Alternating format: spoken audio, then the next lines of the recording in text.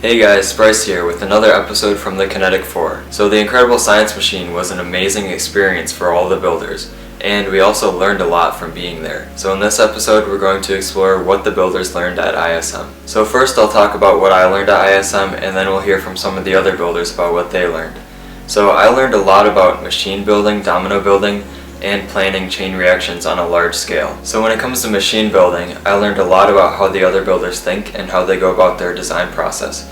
And that was very interesting to see because different people think about machines in different ways. I also learned that we needed a lot more wood than we originally anticipated. Basically every single morning I would get up at 6 a.m. and go to the hardware store right when it opened and get more wood for our machines because we just kept running out. And most importantly about machine building, I learned that we needed to do a lot more testing. Fun fact, we had successful tests of all of the machines the morning before the event. However, 2 of them failed during the event, and 1 of them caused another section to topple early. So we could have used some more time for testing. One particular test that we really learned a lot about during ISM is the need for the 24 hours test. And what that is basically if you set up a machine and it sits for a day or 2, some of the pieces over time can set into place, and then when you set off the machine, it won't work correctly because they've been sitting for so long.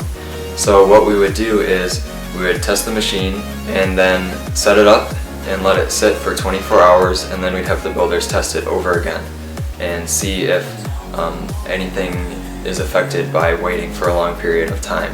And if anything is, then you have to go and correct that. Now when it comes to domino building, I learned a lot about planning large domino setups, which is something I haven't really done before.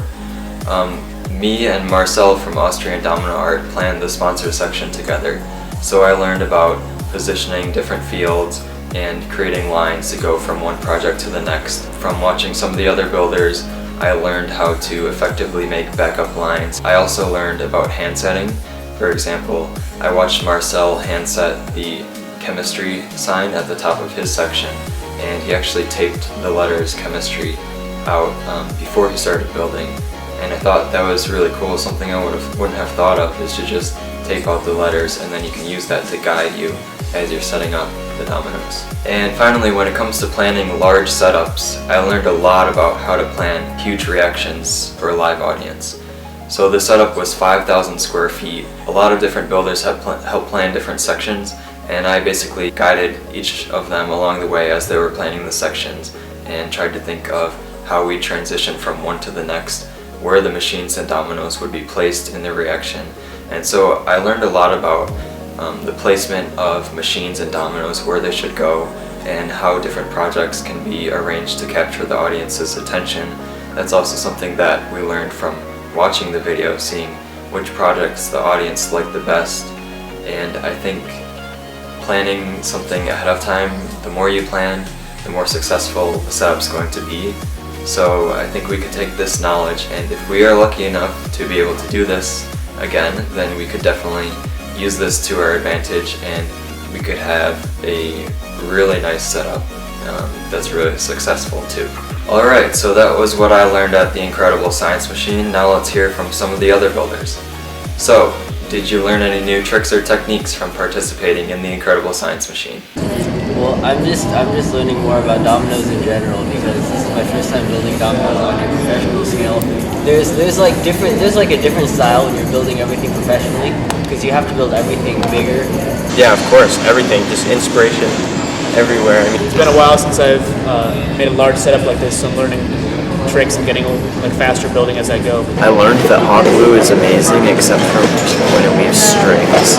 I already knew a pretty good amount about dominoes, so I mean, I learned little bits and pieces there, like I just learned that Lily, what she's doing sideways dominoes, she likes to have one standing up and then 2 spaces before the second standing up domino, because she's scared the first time she's gonna lead on the second.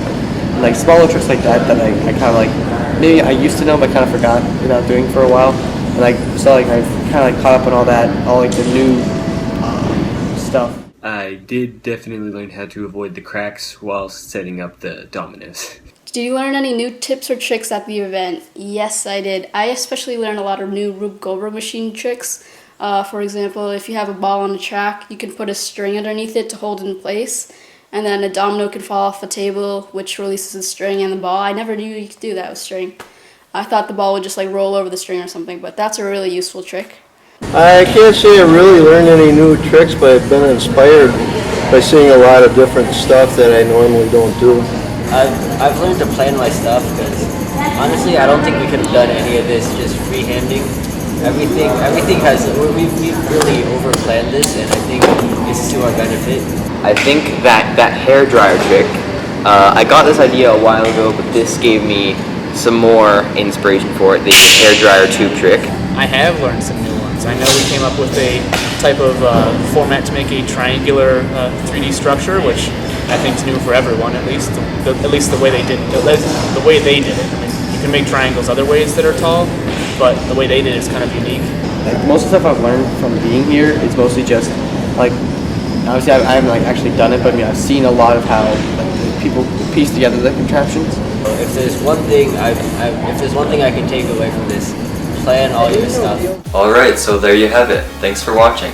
Don't forget that in the next episode we'll be doing a Q&A session, so if you have any questions for me or the other builders, make sure to leave a comment, or if you have a question for the entire group, use hashtag TK4. Alright, see ya.